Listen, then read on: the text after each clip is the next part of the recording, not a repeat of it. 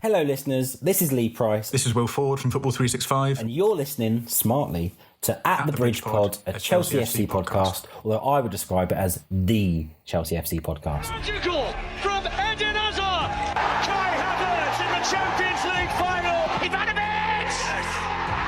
In the middle, it's just behind him.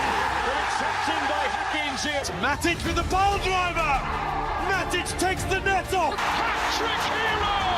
Cole Palmer wins an epic, sensational game. It's time for another episode of At the Bridge Pod, your number one Chelsea FC podcast. Coming up on this episode, whisper it, but we might just be in a title race.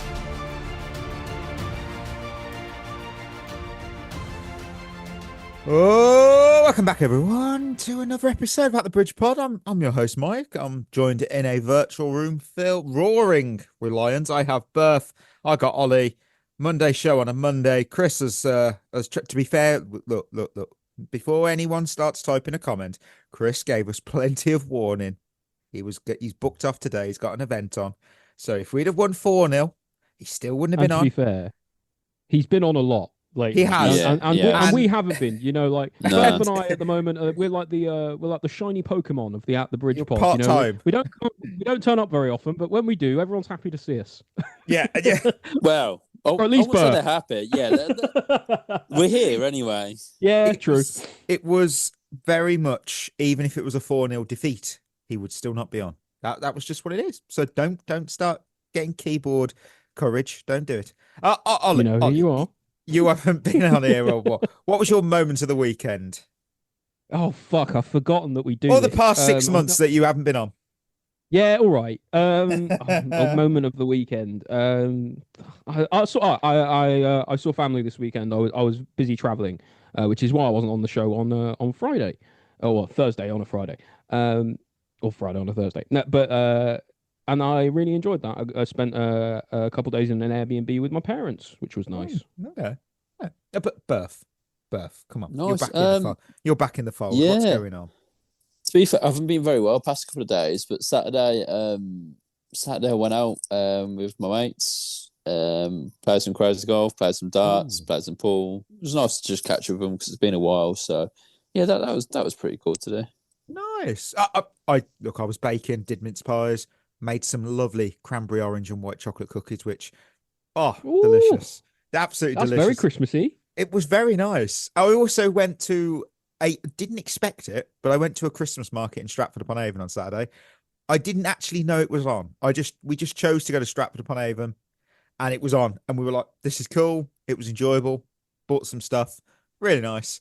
And of course, I did go to close the weekend out with the Good Food Show at the NEC. Won't lie, wasn't as good as last year, which sucked. It really did. It was on at the same time as Comic Con. So you sort of saw people with hot dogs and burgers and anime.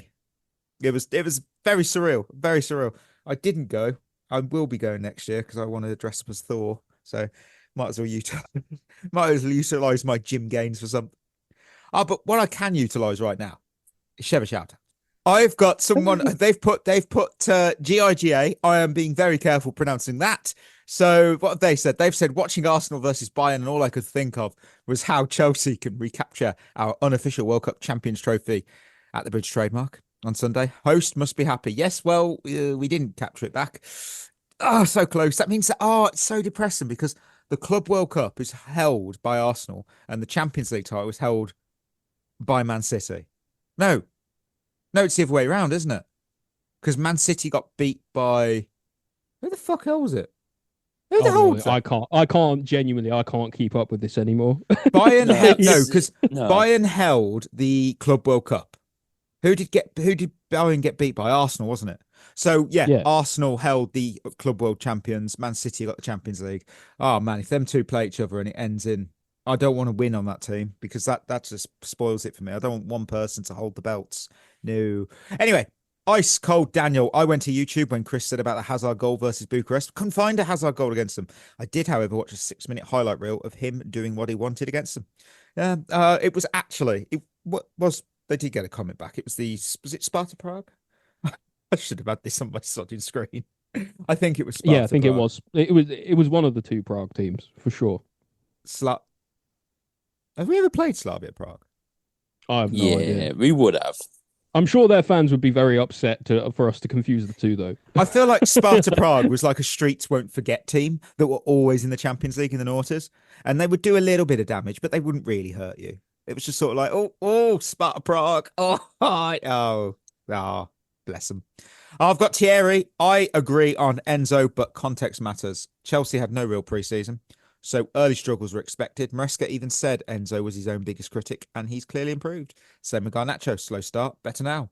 Also, as a regular listener, I remember Chris saying Maresca couldn't beat big teams, but we've beaten Liverpool, PSG, and Barcelona since. If we criticised him before, we should credit him now and not brush it aside. Chris, Maresca has earned it. Love the show. Well, thank you. And of course, technically, is Chris at an event or has he been suspended without pay for one episode? You'll never know. You will never know. Who knows? So, yeah, let me just have a quick look at the thing. Was it Sparta Prague? I'm really desperate. Funniest part about that is assuming that we get paid for this. Yeah, we don't know. Oh, it was Sparta Prague. Sweet. Be nice, wouldn't it? Well, would be If nice. people do want to pay us, then I won't say no. Put it that way. We'll take that hotel. We'll be off to Qatar to promote any World Cups. Every World Cup there. That's what I saw. That. Who was it that said that? Dear. Let's not do this. Did you see? Was it Infantino? It was probably Infantino saying that every World Cup should be at Qatar. I'm like, mate, shut up. Shut the fuck up. I used to love you in the Champions League draws. Now I just think, really? Come on. But he's the thank you. perfect example of someone who like people generally liked until they started talking too much. I loved him. I absolutely loved him. And then I heard too much of him and I'm like, don't like you now. Anyway, Thank you for your reviews, thoughts, and everything else. If you want yours read out on the show, head over to Spotify, drop a comment, drop some money into our bank account, and it'll be guaranteed to be shouted out on the next episode. As long as you say nice things. As long as you say nice things. With that, let's hit some news. Right, the charcuterie board of news. Oh, just been paid for the next Spotify comment. Thank you for that, listener. Appreciate that one. Right, there is actually not a lot of news here. So I'm going to just desperately put my hand onto the board and go, we turned down an approach for Pedro Neto at the end of the last window from a top European team. Ornstein didn't tell us who, because apparently he's shown such high regard at Stamford Bridge. And we said, no, not for sale. Who knows that European club is? I'm guessing it's not a Premier League by that. My guess would be, I think, didn't Bayern Munich need a winger last Well, they got Elise window before they bought Luis Diaz? Oh, that's a very good point. Could have been them. There's fuck all news, really. I mean, we're being really desperate here. I'm just looking now as I've missed anything. No. Friends is leaving Netflix in the UK. I've got nothing. I have literally no flipping news. So you know what? That's an okay thing to happen. You know, no, like it's not. It's okay for it to go. I thought you were on about it's Friends. okay, Mikey. Yeah. Sorry. No, the news is terrible, but it's terrible. You know, but it's okay for Friends to be leaving Netflix. I think. Let us know. Are you fans of Friends, or is it a bit dated now? I think it's a bit dated. I love it. I can't. Shut up, Ollie. It's so great. Wasn't it? Yeah, I remember Berth and I like really early days, and I remember Chris having a whinge, going, it's shit. He's going to probably listen to this and go, I never said that. And if you didn't, I've just accused you of something you didn't do. Sorry. Chris doesn't like any form of fun, laughter. He doesn't like smiling. comedy. The only time he enjoys is when he goes back in his coffin of a night time. Oh, fucking hell. Oh, well, fucking hell, this episode's off the rails and we haven't got to minute 10. What happens when Chris isn't on? We're going to go to winners and losers because we didn't really welcome them, but we allowed Arsenal to Stamford Bridge. Chelsea had absolutely zero interest in behaving like underdogs in what was billed as the biggest game of the 25-26 Premier League season. Moises Caicedo's red card, their sick for the season, felt like the night's breaking point, but instead it became the spark. Trevor Chalobah rose from the chaos, flicking a looming header past David Raya like a man guided by destiny rather than physics. Arsenal eventually equalised through Marino after Saka finally got free, but that's where the Gunners' comfort ended. Because 10-man Chelsea, well, they were the ones roaring. Reece James commanded the pitch like he owned the deed. Esteval buzzing with electricity, Garnacho injecting pure mayhem, and Neto, Delap and Fofana all threatening a famous smash and grab. Arsenal stretched their unbeaten run and lead the table by 5, but they escaped. Let's be honest, they escaped because Chelsea are sitting in 3rd and walk away looking less like a team down to 10 men and more like a team that thrives on the edge of the madness. Chelsea won, Arsenal won. Well, winners and losers. Question that I always ask though, who have you got and how many, more importantly, have you got? I've gone against the grain. I've gone 4 and 2. Same. And that's still 6 total though. It is. That's okay. It is. But I don't like my OCD likes it to be 3 and 3. But I thought, you know what, 4 and 2. Well, you'll be Same. pleased, Berth, because I have gone 3 and 3. Your OCD will be happy. Thank you. I've got 4 and 2, and well, I get to go and say Reece James. He's of course he's here, but our captain, where's he off to? Oh, he's in the Snapshot Club versus Arsenal. 100% ground duels won, 5 or 6 aerial duels won, 4 fouls won, 2 chances created, 1 assist. It's less about that, but the overall captain's performance from our man. All that pre-match noise was about Reece versus Caicedo, but the real answer was standing at right back wearing the armband, wasn't it? Reece James, I mean, world class for the entire 90.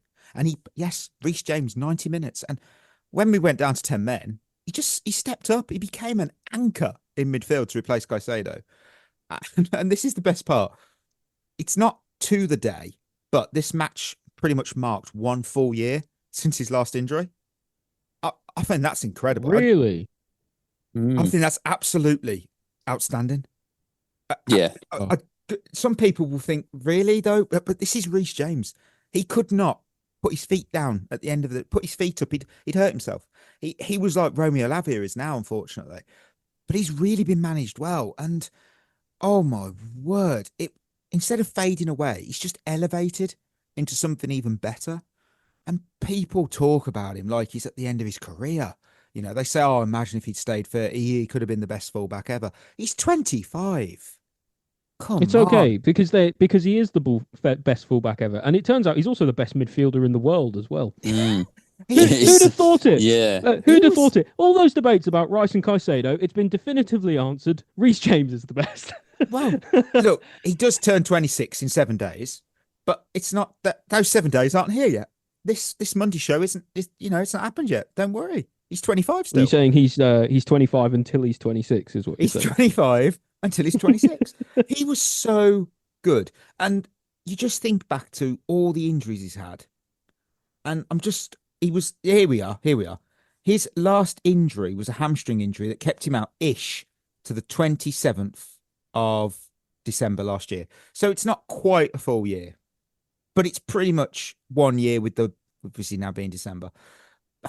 I'm so happy for him because he does get Chelsea, and he went from such a high in the COVID, like that season behind closed doors. He was so top class, and he fell off with the injuries. He's back. He's firing. He's playing 90 minutes. I absolutely love him. I know you guys have got him on the winners list. Yeah, he's on mine. Yeah, how could you not? For me, he's the best player on the pitch by an absolute country mile yesterday. Probably one of the best performances individually I've seen from a Chelsea player in a long time. And considering it's not arguably his strongest position, I thought he was everywhere. His passing was phenomenal. I thought he broke up the play really well. He literally looked like a colossus in that midfield, and it was, considering he's down to 10 men and lost our best midfielder. Yeah. Honestly, didn't look like it, did we? No. And the assist for the goal, fantastic. Always looked dangerous, always looked a threat. The best Reece James performance I've ever seen, no doubt about that. Unbelievable. And when he's fit, there is no doubt about it. He's a world-class player, a world-class footballer. And people saying Timber is better than Reece James. Timber's a great footballer, and Timber is arguably one of the best right-backs in the league. He's no Reece James. And yesterday cleared that debate well and truly. To be fair, there's no shame on coming second to Reece James. No, absolutely not. Like Timber's he's a great player in his own right. I'm sure we'll have more to say about him, or maybe in the winners or losers list. I don't know, but Yeah, I mean, he was absolutely imperious, wasn't he? I mean, he won absolutely everything in midfield. He stepped up, proper captain's performance. He was, attacking, defending. His passing was good. He was always getting in there for a bit of argy-bargy, which you want to see from your captain in a big game like this against a rival. And there isn't much more that you can say about Reece James at the moment, other than he's fit. And he's and his fitness levels are really good as well. But yeah, but I'm really, I don't feel like I've seen him go through the gears like that in quite a long time. And just to witness it just for yesterday was absolutely incredible, really, in terms of performances that he's been pulled off, because he's had a lot of good games in his Chelsea career. That, if it's not the best one, it's up there. And it's certainly his best one since he sort of got sidelined with his injuries for quite a long time. And what a time to choose to put in that kind of performance as well. So, couldn't be a bigger winner for me. I mean, he stepped up in the biggest of occasions, and Maresca has got to give. Actually, he earned. We were talking about it in Shevva Shoutouts about Maresca getting credit for how we've changed. I think he deserves huge credit for managing Reece James, because 100%. And Reece himself deserves credit for his own discipline and mentality, to come back from those injuries. And remember, when he did originally come back, he got sent off. Wasn't that against, was that Brighton? I think it was Brighton. And he got that silly. I can't remember now. No, it was a season ago. It was like a season ago. Oh, sorry. And he came back from an injury. It might have been Brighton, yeah. And he got that absolutely silly red card. And you just thought, look, we know you want to be back, but what was that about? I think it was definitely at the end of the last year. I remember it was 2024. That's the thing. He's moved on, and what we're seeing now is just a world-class player reaching his peak at exactly the right time. I thought he would be the world's greatest right back. I really did believe that. However, he's showing why he won Wigan's Player of the Year when he was on loan there as a defensive midfielder, because he's playing both right back, inverted right back, central defensive midfielder. He's doing it all well, and to learn that role as well, which is completely different to playing right back, because you've got to be 360. Your attention has got to be 360 at all times. With your right back, you can sort of get away with ignoring your right side, because it's unlikely someone's going to do a Gareth Bale and be off the pitch running around you. So fair play to Reece, and it's absolutely amazing to see him at this level, and long may it continue. I've got to go to my second winner. I don't know if we're going to have him. I really hope we do. I got Robert Sanchez. Yeah, he's on mine. He's on mine. Guys, 3 for 3, and Reece was man of the match. Let's not try and take it off him. Sanchez was absolutely next in line. He has quietly been exceptional this season. He's had one bad moment. Yes, he has. Red card versus Man United. Totally agree. Outside of that, though, calm, consistent, genuinely elite. Against Arsenal, which is the so-called best team in England right now, he prevented 1.18 goals. He produced 3 top-class saves. The reaction speed on some of them, just absolutely incredible. And he made as well with obviously clearing the ball, grabbing the ball. 11 recoveries overall, as they're considered on the stats. I think we need to say this clearly. I'll say it. Robert Sanchez right now is a top 3 goalkeeper in the Premier League, because he's proven it every single week. He's had one mess up, and even then, rush of blood to the head. It happens. I could not think of 3 keepers better than him. 2 keepers would be fair. 3, no. On current form, I'd say he's up there, definitely up there. And I know he got a red card against Man U, but I don't necessarily think that was his fault. I think most keepers would have done the exact same in that position. For me, he's been one of our most improved players under Maresca, to be honest, because I think he's been very good for a while now. I can't actually remember the last mistake he made. Don't get me wrong, there's going to be one coming, but I think his handling's a lot better. His coming for crosses unbelievable. His shot stopping, I think we've always thought his shot stopping was actually pretty good, but that's got better. His distribution is one of the best in the league, and when you see it live, I think it really is impressive. It's actually so impressive. And yeah, you can rely on him now, and you can tell the defenders and the midfielders can be confident in front of him. I think for a while there was no confidence there, and credit to Sanchez that he has built that confidence back up in himself and the defenders. And he's not put a foot wrong, and he at the moment he is one of our most consistent players. And fair play to him. Yesterday was no different. He was phenomenal, and Arsenal physical team, but very good from set pieces. We know cleaned everything up, and even in the last minute, he made the save, he put it into an area where Gyökeres could have got it, and he sort of swept that up as well. We took one for the team, but yeah, brilliant performance again from him. Ollie, tell me more. Well, listen, like we say, Bob is Bob. He has his moments, but I think the best way I can sort of describe it is I think Bob was in debt to a lot of us in the fan base for quite a long time in terms of the goodwill that we were trying to give him. I think he's in credit now. I think he's had enough of a good performance, enough of a good sort of run that even if he was to make a mistake or two now, I think it would sort of balance out to about neutral. I think you can't really ask for much more at the moment because, like you say, Mikey, other than one rush of blood to the head against Man United, he's not put a foot wrong this season. He's claiming everything that he can claim in terms of set pieces in the box and all of that. His distribution's good. His shot stopping has always been good, and yesterday against Arsenal, absolutely outrageously good. One of his best games for us, I think. There's a lot to be said about Sanchez and his career at Chelsea so far, but I am starting to reach the point with him now where I feel kind of safe with him in goal. Which I thought I'd never say.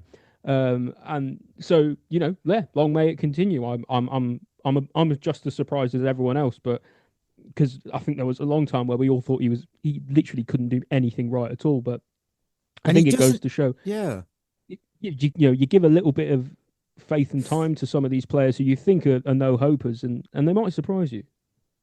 He doesn't even have any competition. That's the thing, because I'm not going to be here and be biased. No, Jorgensen's not a good goalkeeper right now, so it's not like Sanchez could think, "Oh, my space could be taken recently." You've got no chance, mate. You're right. He could be complacent, couldn't he? And he not. Could, and he hasn't. And only David Raya has more clean sheets than him this season. And I'd argue. No, I wouldn't argue. It's a fact. Arsenal's defence this season is way better than ours because they've had Gabriel and Saliba out injured, but they've got, when they've played the games overall so far, they've had their first team at all times. We haven't, we've not had Colwill. Colwill is a top class player for us, and we haven't had him. So Sanchez has had the fact that he's conceded 10 goals in 13 and 6 clean sheets, I think that's an outstanding season so far. Absolutely. And I feel like more people need to realise that he's grown so much. And it's just amazing to see. He really has taken that Club World Cup final and proven that is him. I can't say anymore. It is great. You see that name on the team sheet now and you go, cool, sweet. Robert Sanchez, sweet. He's going to claim crosses. He's going to command the box, probably get good distribution. Fair play to him. Brilliant stuff. Berth, I'll go to you. Who's your third winner? It's not a surprise to a few people. Wesley Fofana. Oh no, okay. That's a good shout. I think because I think other than again one moment for the goal, I thought he was excellent. He won absolutely everything in the air. I thought he was brilliant. Tackling was brilliant. Blocking, read the game really well. And like Reece James, he stayed fit for a while now. And if you can keep him fit, I think we've got a serious player on our hands. And I think his partnership with Shadaba's growing, who I thought had a phenomenal game as well. Obviously, he scored. But I think Fofana was just really impressive. I don't know what it is about him, but he just very good yet. And he looked like a presence yesterday, which I think is what we've been missing sometimes the past year or so. And if, like I said, if he stays fit, we have got a genuinely world-class player again on our hands. Yeah, he had a very, very good game, and it will go under the radar. I'm just looking at the stats now. His pass completion, obviously, when you're a Chelsea player, I don't player, think he lost a duel. Well, yeah, he made 13 defensive contributions for us. He did have a shot off target. Naughty. Shouldn't be doing that. But yeah, 11 clearances, 7 headed clearances, 1 interception, 6 recoveries, dribbled past 0 times. A 6 of 7 aerial duels won as well. I mean, that is outstanding. Arsenal couldn't handle him. They really couldn't. And I think when he's fit and firing, he is one of our best defenders for sure. That's why we paid the money. Yeah. You know, it's we just a didn't. shame that we've had to wait so long to see it. Yeah. You Yeah, know? that is so true. My third winner is Trevor Chalobah, because the other man next to Fofana, and he's not on here because of the goal. I'm sorry, he's not, because that would be a little bit. That'd be the easiest way to go. Oh, he's a winner because he scored. He did, and the goal was brilliant. Great movement. Yeah, brilliant. But the performance was better. And for me, he's now the most underrated player at Chelsea since Azpilicueta. The torch has been passed because Trevor never gets mentioned in best 11s. Pundits ignore him. But every single manager he's had ends up relying on him. Oh, we're going to let him go. He's been loaned out. He's been transfer listed. He's been doubted. He's been dismissed. And yet he keeps showing elite mentality. He believes in himself. He goes, I can get in this team. He's done it under Tuchel. He did it under Poch. He's done it under Maresca. The goal, I've said, great movement. But I really appreciate his mentality and, of course, his defending. And for me, if you don't rate Trevor Chalobah, you just don't understand football. I agree. He played really well. Yeah, and he's one. I think you're right, Mike. He has gone under the radar a lot this season because he's been a big part of a lot of the games we've won this season. I think most of the games we've won, he's been in the starting 11, and that's no coincidence. At the end of the day, he's proven himself really valuable. Even when time and time again he's been frozen out. You just can't get rid of him. Yeah, that's the thing. And again, he could have been sold again in the summer. Yeah. Because there was that 40 million. They were trying to. Didn't he agree? Maybe there was like a movement. I can't remember. He was looking to go and he was going to stay. I don't think he joined. He got into the point where they were saying, oh, yeah, there's a deal on the table. But it was very much, yeah, we will sell him this summer. He's not going to, happen. Yeah. And I'm now firmly of the opinion that he has to stay come hell or high water now because he's proved himself. Yeah, he's proven himself time and time and again in big games, in big performances like the one against Arsenal. But he's like you say, Mikey, he's underrated, he's consistent, and you need these kind of players at your club. You just do. Yeah. And to have an academy lad as well, he's just been solid, and he just deserves some respect. And look, you'll never see any pundits ever go, Azpilicueta is one of the best centre-backs or right-backs or whatever. He was a Swiss Army knife player, wasn't he? But he'll never be talked about in the greatest 11s. He won't be. And Chalobah won't be. If he gets mentioned for even as a substitute for the team of the season this year, I would be shocked because no one talks about him. But hey, we respect him here. That's all that matters. It seems to be working for him, I think. I wonder if the spotlight being off him helps him. Possible. Who was your final winner? My final winner, my third and final winner was togetherness. Oh, okay. Because we've had games this very season. I mean, we've had a lot of red cards this season. We've had games where we've had players sent off before, and we've faced adversity, and we've crumbled. Man United's a perfect example of that. Speaking of that game earlier, with Sanchez, the game changes really early on with a red card to an important player. Suddenly, the whole game plan's changing, and the team didn't really know what to do. This game, in probably the biggest game of the season, your best player gets himself sent off, who we'll talk about, I'm sure, and instead of crumbling, we rose to the occasion. Yes. Instead of faltering, the team looked more like they were willing to fight for each other and work harder for each other to do what they could to get something out of the game. And that is the most Chelsea thing I've ever seen from this group of players. And I couldn't be happier and prouder of them. Yeah, 100%.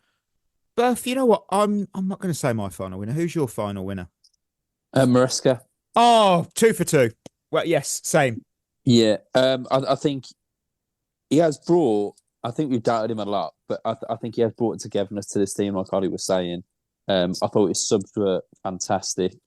Thought he managed the game really well. And when we went down to 10 men, I think we all thought, oh, here we go, he's going to sit back. We didn't. We kept going, kept creating chances, got a goal. Maresca's doing a very good job, and he is actually going under the radar at the moment. I think he's got everyone clicking at the moment. I think he's managing Reece James phenomenally well. Same as Fofana. And this squad is massive, and I think, yes, he does make a lot of change, but I think with the games we've got, he does manage the team very, very well, and I don't think a Pochettino or Potter definitely couldn't do that. So he's doing really well at the moment, and in big games, we're finally winning them or getting a result out of them. I think this time last year, we would have lost if we went down to 10 men. That Barca game, we would have lost. The Liverpool, we beat. Spurs away, we won. I mean, they still beat them because they're just shit, but he's doing a very, very stellar job, and he's winning fans over. And fair play to him that he had a lot of doubters, but he's doing a good job. He's doing a very good job. I'm going to use the word. It was a masterclass, but in education, because he showed he'd learnt from the Manchester United game. Because we went down to 10 men, and look what we all said. We were like, well, we had a little panic. We panicked. He didn't. He didn't panic. He didn't bunker it in. He didn't overreact. He just trusted the structure. He trusted Reece James. He made a calm, logical sub, and then he outsmarted Arteta with a tactical switch up.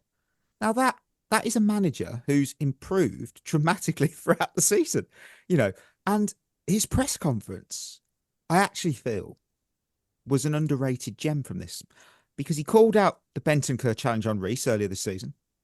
He called out the inconsistency on the Caicedo red versus obviously the inconsistency with Hincapié's non-red. He brings up Trevor Chalobah's bruise under his eye at halftime. This is exactly what I want from my manager. I mean this. That we talked about Mourinho. He'd always go a campaign against Chelsea. He would always put it in the forefront that Chelsea are getting a hard time here. This isn't right. And Maresca's just done the same. He's measured with it. He's confident with it. He's intelligent. That's the thing. He's not bringing the game into disrepute. He's not going to get a fine landing on his doorstep Monday morning. He's used his brain here, and he said, well, I don't understand the inconsistency. So he hasn't said the referees are wrong. He's gone, I don't understand the inconsistency. Trevor's got a bruise under his eye. I don't understand this. This doesn't, very clever. I love that he's calling it out. I really do. Really, really do. Agreed. Right. I think we're all done on the winners, which is a bit of a shame, because it was one of those games where it wasn't so much, there's loads of losers, because it was a really, really good performance. How we came away 1 point. Could have been three. Really could have. So loser. Oh, go on, against Ollie. 11. I was going to say 11 against 11. I think we win that game. 100%. I would not 100%. disagree. It was very, very impressive. Really impressive. We are very used to playing with 10 men, though. That's probably maybe that's what it is. This is easy. Yeah, the players just went, that's happened again. It's another Tuesday or whatever. Honestly, Maresca, actually, you know what, Maresca, you're going to get the drop. You fucker. But you clever fucker. All those red cards, he was planning it. He knew we'd have to get into situations where we're down to 10 again. So he was like, we'll get them early. And then when we really have a big game and we're down to 10, we're already ready. We're cool. We're calm. We've got this. So moving from winners to losers. I've only got two. Ollie has three. Berth's got two. Ollie, who's your first loser? Mark Cucurella. Oh. Yeah. Did not expect that. Uncharacteristically poor game, I thought, from Cucurella. Especially in the first half, I thought he was really rash.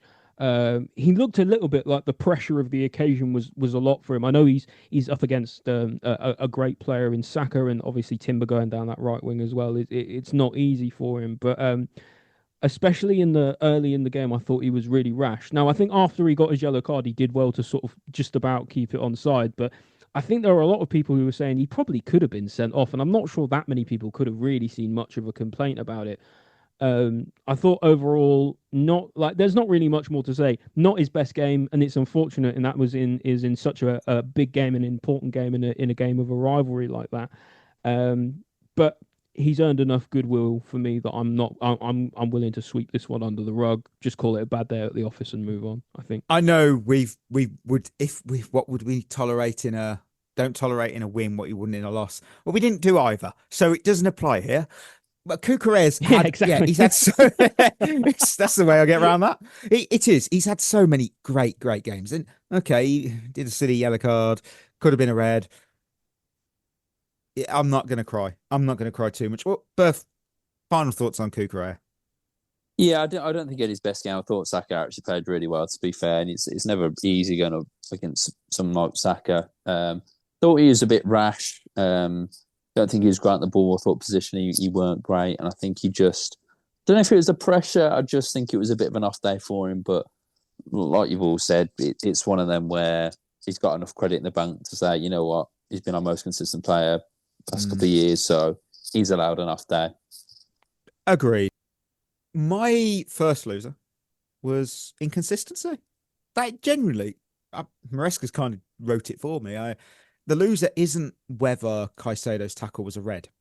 It's VAR's inconsistency in my feelings, because Caicedo's was it's borderline. Sure. Look, the thing is, we literally saw the exact same type of challenge from already mentioned Bentancur when we played Spurs, and it wasn't a red because apparently the boot was too low. So which is it? Either they both are, or neither are. The rules can't change depending on the badge on the shirt. That's two-tier officiating. That ruins games. I don't think it's wrong to say we need some consistency, because, like I said, either they both are red cards or neither are red cards. That's my take. Agreed. Yeah, agreed. I think it's a tough one, because you're right, because it's hard to give one and not the other. If I had to guess, I think both are red cards. I wouldn't have an issue with that. If that's the case, that's fine. Yeah. But it's the inconsistency, isn't it? Exactly. It's like, this one's not, this one is. It's one of them. It's frustrating. And it's not like you could say, it's the referee's decision. But it wasn't. This was VAR for both. So that's the point. You're right. In both the cases, it's VAR looking at that and coming to two separate decisions on basically the same foul. And I know what's going to happen now. We're going to get, in about a week or two's time, Howard Webb and Monotone Mike going, now, why was this a red card and Bentancur wasn't? And I'm going to tell you, Michael, why it wasn't a red card, because this, and I'm just going to hear you just bullshitting now. You're waffling to me. You're trying to find out. Don't want to hear it. Just go. I don't want to hear a group of the referees go, we've investigated ourselves and we found nothing wrong. Yeah, just, you made a... Just say the Bentancur one, it was an error. Boom. Happy. Look, it sucks, but boom, it's done. It didn't affect the result in the end. That's just how I see it, Berth, who is your first loser? Yeah, so I've just got the match officials, so kind of similar to you.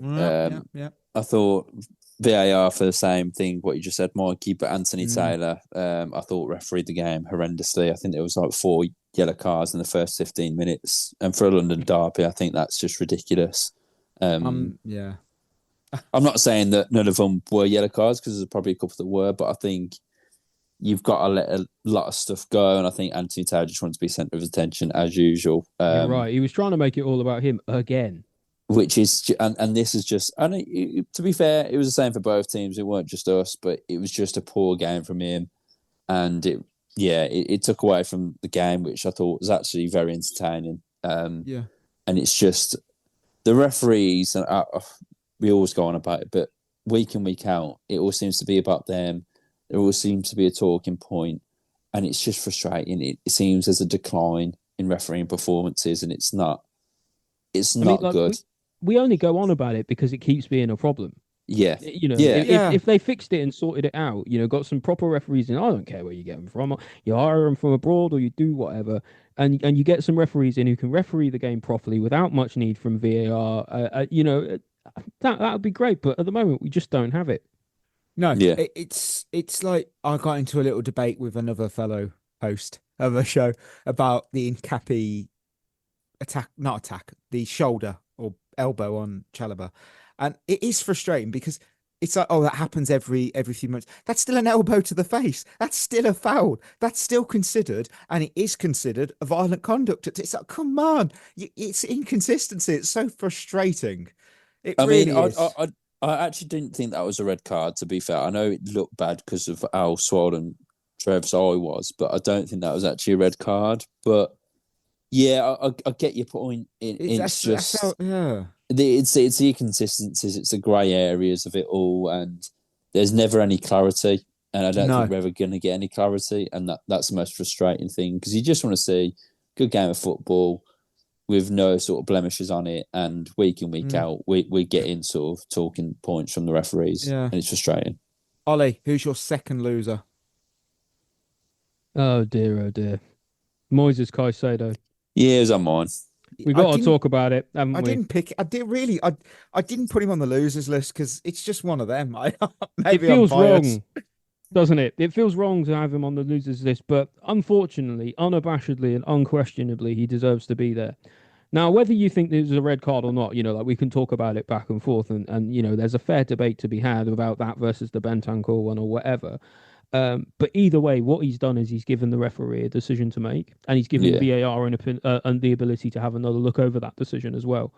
Not a good game from him in general. I thought even before he got sent off, I thought a bit like Cucurella, I thought he was really rash. I actually wonder if there has been a lot of discussion and media stuff around Rice and Caicedo. That's what this whole game has kind of been billed as. It was the Rice versus Caicedo game. And it turns out Reece James outclassed them both anyway. But for me, I wonder if the pressure's got to him. And because for me, in the game, he looked a bit rash. He looked like he was flying into challenges, which isn't quite like him. He's usually quite careful. Even when he looks like he's flying in, he gets a foot on the ball or what have you. But he always just seemed a little bit like a half yard behind. In a sense, it's almost not necessarily a bad thing that he's got this red card, because he's got a bit of a rest, and that will be important for him because we've got a busy period coming up anyway. But for me, in one of the biggest games of the season, against a rival, you cannot be doing that. For me, he's not only is he given the ref a decision to make, and it was a poor tackle, and in my opinion, he should have been sent off. It was a silly and stupid thing to have done, but also he just wasn't very good. And I want him to know. I want to know that the criticism of him isn't all around the red card and stuff, but he's let his teammates down there, and we're quite lucky in a sense that we did go on to get a point from the game, because I think everyone would be pointing the finger squarely at him as to why we would have lost if we did. And in a sense, I'm kind of pointing the finger squarely at him to say, well, we could have won if you hadn't basically almost thrown the win away, because up until that point when we had the red card, we had the beating of Arsenal. We were all over them. And, for me, uncharacteristic, total kind of disaster for Caicedo, the likes of which we haven't really seen since his first ever game for us. And so, and a bit like Cucurella, listen, he's one of our best players, probably our best player. He's got the credit in the bank. I'm going to write it off, because he's earned the right to be able to get a red card in a big game like this and just have it slide on by. Come back, Moyes, after your suspension, with your head held high, with you ready to work hard, and before you know it, people will forget all about it. But I don't want to see that kind of rash decision from him again. Yeah, I personally, I think we should appeal it, because it's his first red card, and those 2 games will be suspended, because we've set a precedent. I mean, FIFA they've said it. Ronaldo, rightly so, is going to be able to play for Portugal in the World Cup, because he's given the 1 match ban, I say, for Caicedo, which he'll serve against Leeds, and have the next 2 suspended. And obviously, if he does it similar again, then get the 3 match ban. But yeah, so just if we're doing the FIFA thing, that's what I'm saying. FIFA and all that. But yeah, overall, just not like him at all. So just quite disappointing, obviously from because he's our best player, True. Berth, any thoughts on it? Yeah, I mean, it was my second loser anyway, and I think he weren't a great tackle. I'm sort of one of them where I can see what he's given as a red.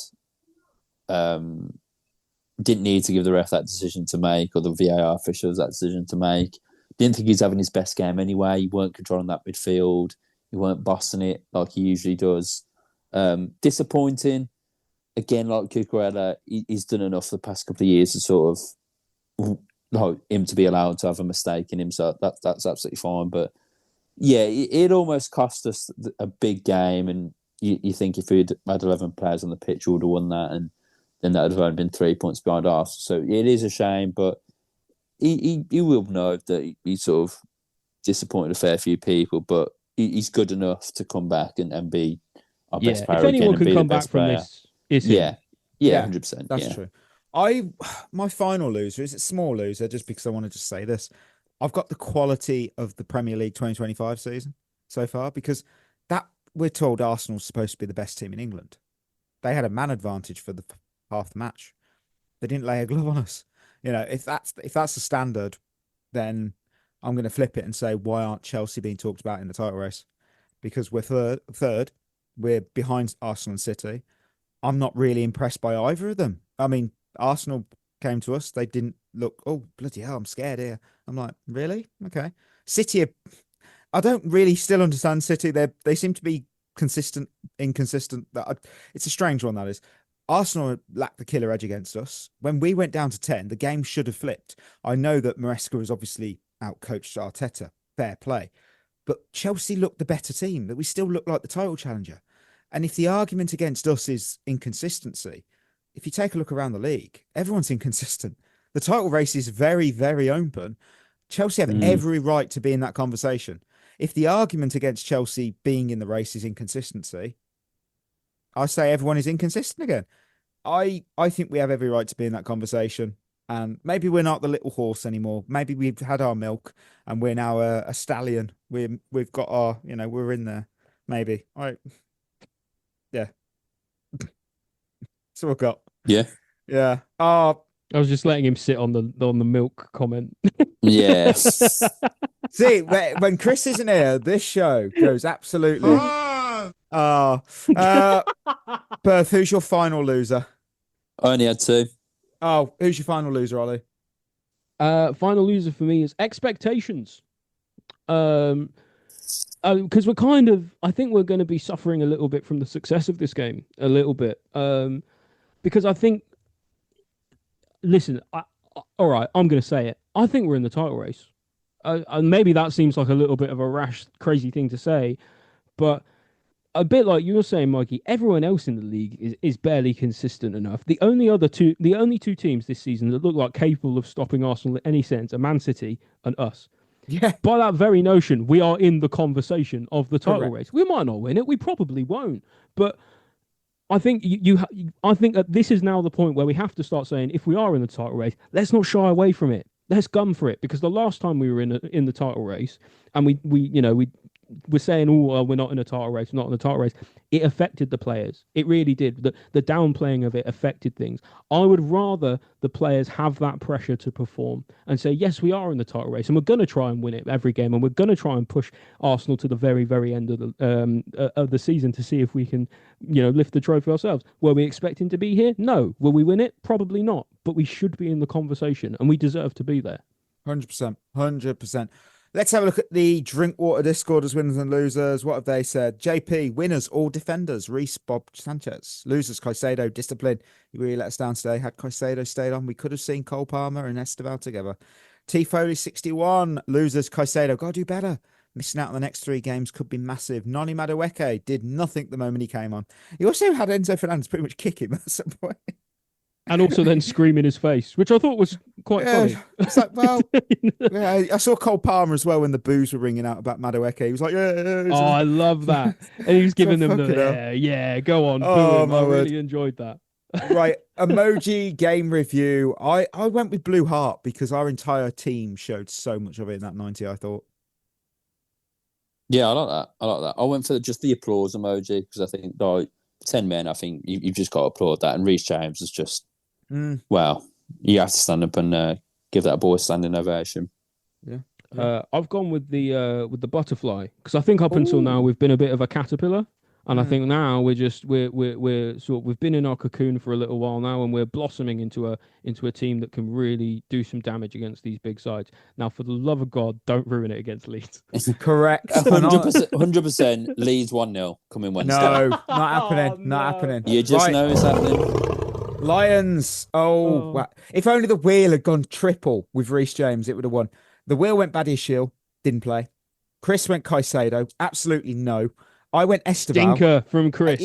I don't think Esteban had a great game, and I'm not going to give it myself. No, he wasn't great, but again, I'm not going to be that bothered about that either. Nah. You know, like I don't think I can claim Lion of the Week for that. No, I mean, I had the best I think player. nobody wins that, surely.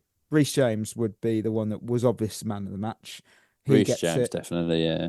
Where are we at with the winners at the moment? Just really curious who's got the most. It was probably Chris, because he's the only one who's ever here. Yeah, that is true. Well, I meant like in the team. Oh, right. Yeah. Esteban and Caicedo at the moment. Yeah, that makes sense. That. Well, that's time for the match preview. We are having a quiet one. We're taking on Leeds in the Premier League. They are 18th in the table. 3 wins, 2 draws, 8 losses. Recent form is 1 win and 4 defeats. Player spotlight, probably Lucas Nemeka. I mean, slim pickings here. I mean, something's better than nothing, but we're real close to that nothing right now. So I'll pick him. If we beat Leeds, I don't know how much you guys have been keeping an eye on Leeds this season, because obviously who is. I can't stop thinking about it. Well, Ollie, my girlfriend's a Leeds fan, so I'm so sorry. I'm really sorry to hear that. Luckily, she's in Lapland on Wednesday, so there's not going to be any arguments. Oh, that's good. So be very careful, because she's an avid listener of this podcast. All right. Well, wow. I think she'll probably agree with me, to be honest. There's been rumblings in the media and stuff about if Leeds do lose this game against us and then go on to potentially lose the game against Liverpool as well, Farke's going to be out of a job. What? So if he's staring down being sacked, we've got to be having the beating of these, surely. I mean, like, the last time that Leeds beat Chelsea was on the 21st of August 2022. What was the UK number 1 on that date? No. It was Afraid to Feel by LF System, and I did give it a listen. I won't lie, I hadn't heard it before. Shows how little I pay attention to modern music. So, Lion, neither have I. I really hadn't. Lion of the Week. Where we go? You could go. It's not going to be Caicedo. I'm going early. He's back. Cole Palmer, give it to me. That's what I want. He's going to start, and he's going to score a brace. I'm going to go with Garnacho. Oh, fuck, I was going to go. Ooh, no, that's a good shout. It's a good shout. It's really tough. It's really tough. Who's going to start? Oh, you know what? Jamie Gittins. I'm going to go. Jamie Gittins is a rogue, but I don't mind it. I think he might play. Because we rotate so much, and he didn't play. Come on, Wheel. I think the Wheel's going to say Andre Santos. That'd be a good shout. He will play. Jamie Gittins. The Wheel and I are on the form. I mean, we're not. We might have absolutely bollocks. I was going to say, so effectively, Mikey, your pick was as good as random chance. Yes. But it's now... We'll see then. Yeah, well. Right, we are going to go to Blue versus Who. Let's have a look. 3 questions about our upcoming opponent. So, what have I got for you? Well, the last time Leeds beat us was on the 21st of August, 2022. We finished the game with 10 men after a player was sent off for a second bookable offence. Who was that player? Now, got it. I know it. I think I know it. I think I know it straight away. So much ball knowledge. I'm not Before you guess, I have the audio from that game with the player's name bleeped out, just to help you out. So, here it is. Taking the player through to Gelhardt, who has played off the ball. That's going to be a second yellow card here for Kalidou Koulibaly. I wonder who that is. I wonder who that could be. I'm not even joking. Can I just say? Mikey, that's a generational. I've got the actual. Clicked the wrong one. This was the actual one. Taking the player through to Gelhardt, who has played off the ball. That's going to be a second yellow card here for for Chelsea. They've lost the match. Now they've lost their number 26. Off. I can't believe I clicked the wrong clip. Mikey, I think I might know who it is. Can I just say, I was actually going to say it was Koulibaly. Fair play. Yeah, of course you were. On that note, Ollie, who do you think the player was? I think he was our number 26 at the time, Kalidou Koulibaly. That's correct. Second, Red Bull are something I need. I need a Red Bull. Are the third drink to sponsor Leeds. I want you to name me the other two, and I'll give you a clue as well. The first one sponsored them from 2000 to 2003, and the second was from 03 to 06. Ooh. I'm going to go Carlsberg. You'd be wrong. Yeah, I was going down the beer route. I'll take one of the two. I'll take one of the two. And by the way, neither are beer. Oh, okay. Ooh. Cider and whiskey, if that helps. Which sounds like a really great crime drama. Two detectives, cider and whiskey. Strongbow. Strongbow is the first one. The second one, I don't think you'd get it. It's White and Mackay. No. I've never heard of it. No.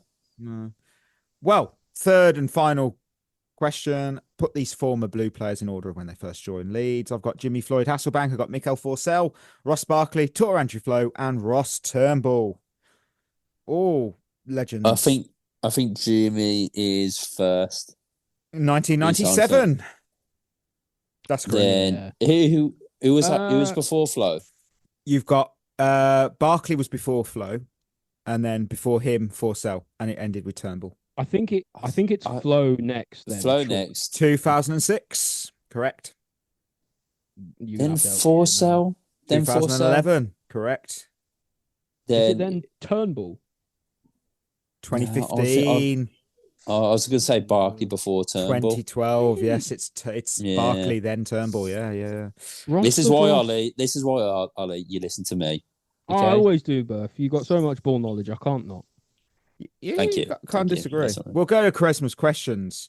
I have got John. Was Madueke leaving a good or bad deal? On paper, I'd say it's a good deal for us. I mean, we've replaced him with Esteval. Yeah, exactly. Says it all. Yeah. Strizzy 5. Does Cole Palmer start against Leeds, or does Maresca give him 20, 30 minutes to ease him in?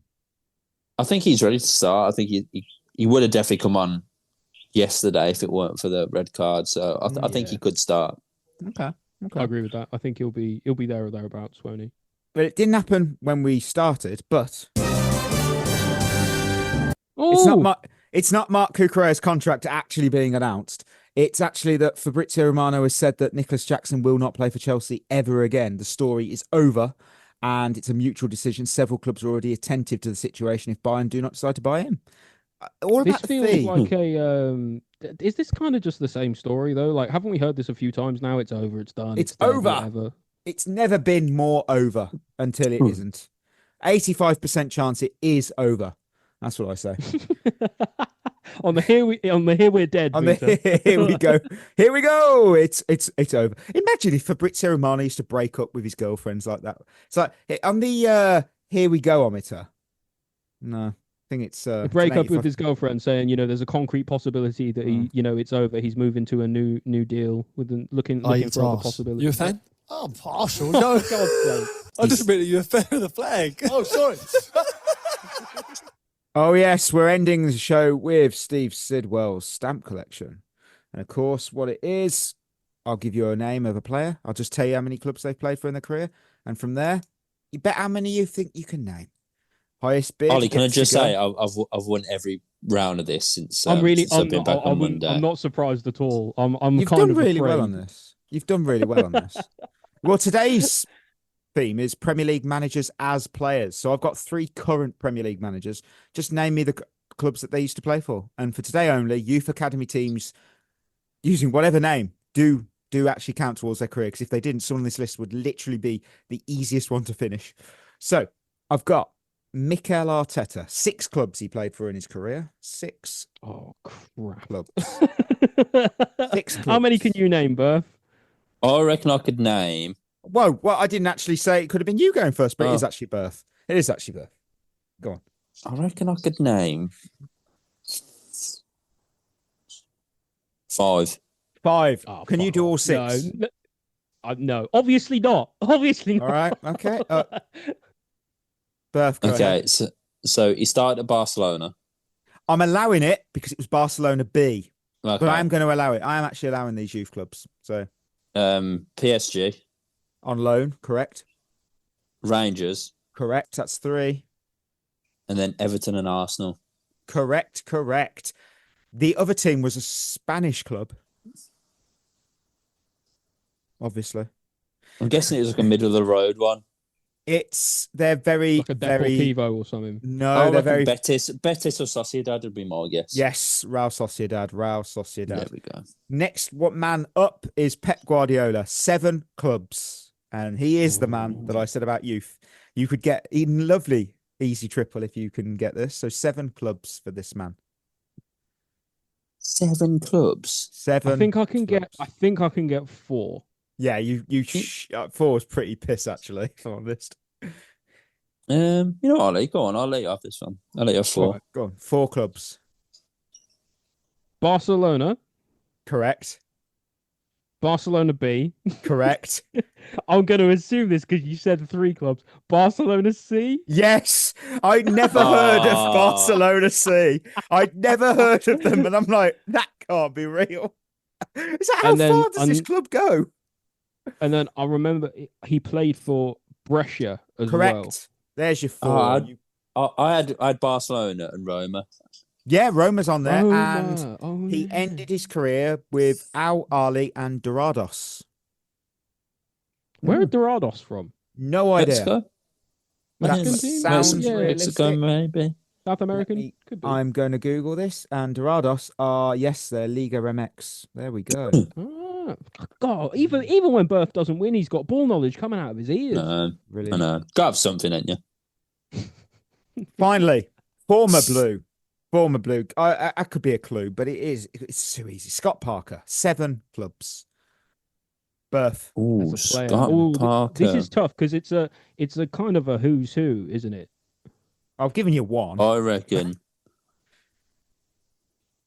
6. I reckon I'm 6. Whoa. Out of how many? Sorry, did you say out of 7? Yeah. Yeah, go on, Berth. Have a go, mate. There's Charlton. Correct. Chelsea. Correct. Newcastle. Correct. West Ham. 4. Spurs. 5. Fulham. 6. Class. You missed Just out too good. his loan in the year 2000 for 6 games to Preston. no. Borough? Norwich City. No, I wouldn't have got that. Find me a picture of Scott Parker in a Norwich shirt. You will never be able to, I say. Never be able to. I mean, someone's probably going going right now. Yeah, well. Hang on. It's not. It was more rhetorical, if I'm honest. Scott Parker, Norwich City. Does it come up? What do you know? There he is. Oh my word, it's real. That's so surreal. First image when you put in Scott Parker Norwich into. Can we just Google appreciate that it's a yellow kit and it has Coleman's on it for the mustard? I mean, that is a brilliant kit. That. That is brilliant. Yes. I love it. Oh my word. Right. And what I love to say is, listeners, we're at the end of another episode. Thank you for tuning in. Before we go, don't forget we're proud partner of Head in the Game. Mental health charities in football support, well-being and community. You can find out more at headinthegame.co.uk. Treat yourself well. We'll be back on good old Thursday. I had to think when we were playing Leeds. I believe it's tomorrow, Wednesday. Is it one of those two? Wednesday. Fake fan, I am. Not a real fan. There, Wednesday. Berth's got ball knowledge and game knowledge. There you go. So treat yourself well. We'll be back on that Thursday and we'll be giving winners and losers from Leeds United. So until then, that'll be us signing off. You've been listening to At The Bridge Pod, a Chelsea FC podcast. Follow us on Twitter and Instagram by searching for At The Bridge Pod. And if you're listening on Apple or Spotify, leaving us a review is always appreciated.